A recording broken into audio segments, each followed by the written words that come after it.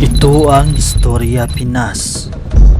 Ito na talaga ang pagtatapos ng maliligayang araw ni Suspended Mayor Alice Go matapos na isiniwalat ni Senator Win Gatchalian ang tunay na pagkatao di umano ni Suspended Mayor Alice Go. Ang tunay na pangalan ni Alice Go ay Go Waping matapos makuha ang mga dokumento na magpapatunay na ang mayora ay tunay na Chinese talaga. Napag-alaman na nakapasok di umano ang mayora noong 13 years old pa lang siya taong 2003. Gamit niya pa ang kanyang Chinese passport di umano. Sa mga dokumento na nakalap ng senador ay makikita dito ang mga magulang ni Gu Waping ay si Win Yilin na nauna ng binalita at ibinulgar ni Senator Win Gatchalian kamakailan na ang babaeng ito di umano ang tunay na nanay ni Suspended Mayor Alice Go. Ngunit patuloy pa rin na dinideny ng mayor ang paratang sa kanya kahit ang mga dokumento ay kusa nang nagsasalita. Ang mga dokumentong ito na nahalungkat ni Senador Win Gatchalian ay magagamit ng mga Solicitor General para sa Kuwaranto case na inihain laban sa pag-disqualify ng pagiging mayor ni Suspended Mayor Alice Go. Ano ba talaga ang pilit na ipinaglaban ng mayora para siya ay magsinungaling tungkol sa pagkatao niya? Totoo ba na meron siyang tinatakpan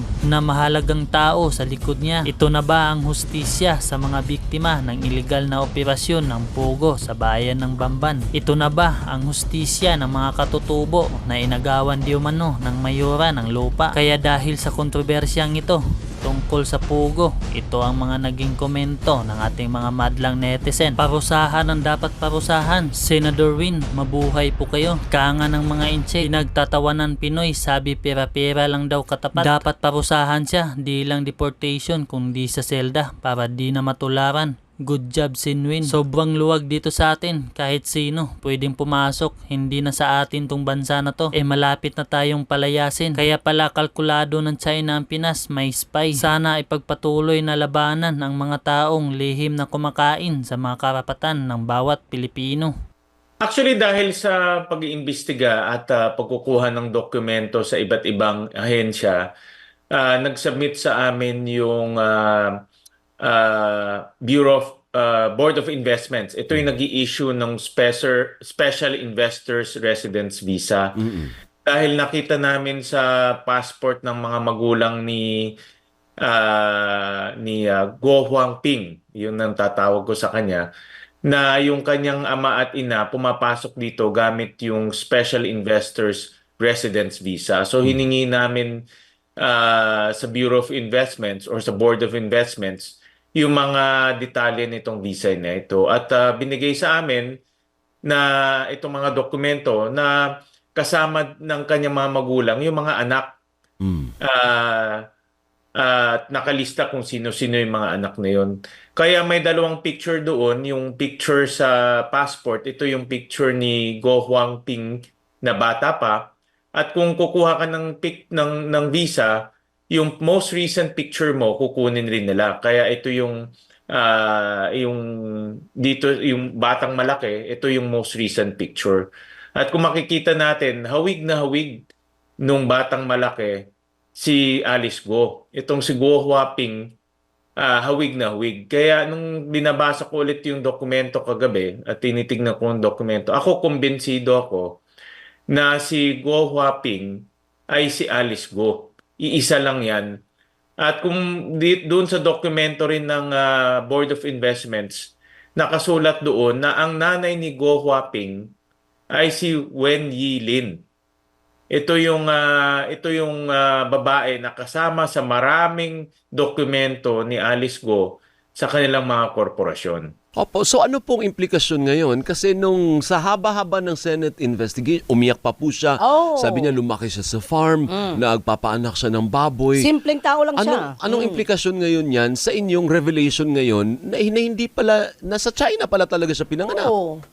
Kung titignan mo yung buong larawan, buong picture, Alvin and Doris, pwede mong pagtagpi-tagpiin lahat eh. Tingin ko kaya hindi niya maikwento yung kanyang childhood, yung kanyang kabataan dahil hindi siya lumaki dito. Totoo. At kaya walang records ng kanyang birth kung saan siya ipinanganak dahil hindi siya ipinanganak dito. Dumating siya dito nung 13 years old according to the Bureau of Immigration Data. At nung dumating siya dito, gamit niya ay Chinese passport. Kasama niya rin si Wen Yilin according to the Bureau of Immigration Data. Ito lahat nasa Bureau of Immigration, no? Hindi invento namin 'to. Magkasama sila sa eroplano, pareho pa nga yung Bureau of Immigration officer na nagtatak ng kanilang passport, nakita rin namin sa records. At nung dumating sila dito, nag-apply sila sa Board of Investments ng Special Investors Resident Visa. Kaya pasok-labas sila dito. In fact, from the time ng 2008 to 2011, si Alice Go at si Go Huangping, gamit niya dalawang passport, pasok-labas. Ginagamit niya minsan yung Chinese passport niya, ginagamit niya minsan yung Filipino passport niya. Until after 2011 lang niya ginamit yung kanyang Filipino passport pag lumalabas na siya. So, Sen, yung sa na-discover na yan at meron naman pong dokumento para magpatunay o mag-back up na sinasabi ninyong bagong tuklas na impormasyon tungkol kay Go at ang kanyang pagkatao, ano ngayon po ang lumalabas po? Nakikita natin, nagsinungaling siya sa Senado. Parang ganun. Nagsinungaling Tama. din siya sa lahat ng kanyang mga dokumento para sabihin na siya ay Pilipino at siya ay nakatakbo bilang mayor at naluklok pa. So, pagka ganyan po, na nagsinungaling sa inyo doon sa Senado, ano ang implikasyon niyan at ano ang pwede natin gawin sa kanya? Doris, pag 13 years old ka na, kahit papano may matatandaan ka na eh. Oo Ako, naman po. natatandaan ko yung aking 13 years old na kabataan. Hindi lahat. Honestly, alam ko kung sino mga kaibigan ko, saan ako lumaki. Kasi 13 years old, approximately parang grade 6 to first year high school ka na eh. So more or less, may naalala ka na. Yung kanyang pagkasinungaling, yung pagsisinungaling niya sa Senado na completely wala siyang alam, yan ang patunay na dahil hindi nga siya lumaki dito, hindi niya maikwento na lumaki siya sa China, dumating dito. Imposible na makikwento dahil dapat panindigan niya na yung kanyang pagka-Pilipino. At dahil nagsinungaling siya, itong mga ebidensya na ito magagamit na ngayon ng Office of the Solicitor General sa pagfa-file nung quo warranto case para unang-una matanggal siya sa pwesto dahil ang mga bukod tanging Pilipino lang ang pwedeng tumakbo sa pagka-public office, sa pagkalingkod bayan. At itong mga ebidensyang ito magagamit rin natin doon sa sinasabi na nating malaking butas sa ating proseso. In fact, kung iisipin natin kung if we take back, umurong tayo ng konti, tignan natin buong picture, nalusutan tayo, Alvin at Doris eh. Yun nga Imagine po eh. may isang peking Pilipino na nakatakbo bilang mayor. At kung hindi pa natin na-detekto, pwedeng maging congressman, pwedeng maging governor. At ilang pang ganitong posibilidad o ilang pang ganitong pangyayari na meron tayo sa ating bansa dahil hindi lang natin nakikita. Pero yung iyong bagong tuklas na ebidensya has nothing to do naman with the allegation na itong si Mayor Go ay may connect sa Pogo. Yeah. Kasi remember doon nagsimula yun, Senador, hindi ho ba? Nagsanga-sanga lang. Tama. Well, hindi directly dahil 'di ba meron na tayong nakikita ngayon na ginagamit yung late registration natin para kumuha ng Philippine passport. So, ito ay isang ebidensya na nagamit at nagsinungaling sa late registration natin para makakuha ng fake passport at eventually tumakbo. So, hindi siya directly, maybe, baka hindi pa ngayon, Alvin, dahil tuloy-tuloy pa investigation. Pero definitely, ito ay isang paraan para sa mga dayuhan na kumuha ng Philippine nationality at eventually Philippine passport at magnegosyo dito. Yeah. Dahil, for example, bigyan kita halimbawa, Filipino lang ang pwedeng bumili ng lupa eh. Pero alam natin na si Alice Go o si Go Huaping, maraming lupang binili. Ilang ganitong pangyayari ang meron tayo sa ating bansa. Kumbaga, baka meron ng mga dayuhan bili ng lupa dahil nagpapanggap na Pilipino sila, pero pag tinignan mo talaga, dumaan din sila sa late registration. So in other words, nagbukas rin itong investigasyon ng isa pang malalang problema na nangyayari sa ating bansa na hindi natin nalalaman, tahimik lang. Di ba? Maraming dayuhan bumibili ng lupa at hindi natin nalalaman. At ngayon, mayroon ng ebidensya na nangyayari na pala ito sa ating bansa. Pambukas din ng ating mga mata yan, Senador, Tama. na mayroon din po tayong mga opisyal na ang hirap na ang sama naman sabihin, pero nadadaan po sa mga kung ano-anong pakiusapan O diretsahin na Or natin. pera. Pera. Opo, kaya nagkakaroon sila ng mga dokumento na ganyan. Naging butas talaga, Doris, itong late registration, naabuso na ng abuso. At dahil sa pag-aabuso dito, ang lala nung pangyayari na nangyari. No? Yun na nga, nakabili ng lupa, nakatakbo ng office, nagtayo ng negosyo dahil may mga negosyo na limitado lang para sa mga Pilipino. At nagbukas talaga ng mata natin na lumalala itong problema at lumalalim rin. Dahil kung ikaw tumakbo ng public office, nagkakaroon ka na ng impluensya, hindi lang sa lugar mo, kundi impluensya sa political system natin. Lalo pa yung ito, kagaya si Mayor, may mga links doon sa mga naging mga kriminal. Di po ba? Yun ang link natin doon sa Pogo dahil Opo. nga ang ini-establish natin dito, isa pang anggulo na tinitignan, sino ang nagpondo ng kanyang pagtakbo sa politika? Yun. Sino ang kanyang naging kaalyado sa mga politika? Dahil nagkadikit-dikit na siya Nagkadikit-dikit na, no? Dahil hindi naman biglang tumakbo lang siya nang walang gastos at nanalo. Alam naman natin na magastos rin ang pagtakbo. Kaya ako naniniwala ako na itong naging butas sa late registration natin ay malaking problema yan sa hinaharap para sa ating bansa dahil ginagamit to ng mga sindikato at mga kriminal na maging Pilipino at pumasok sa sistema natin. So, dapat bang magkaroon ng hiwalay na investigasyon naman kaugnay dito sa pag-i-issue ng mga investor visa? Sa House kasi si Congressman Erwin Tulfo ay gusto din magkaroon ng investigasyon doon naman sa retirement investors visa Merong na ini-issue sa ganyan. House. Oo. What about sa Senate?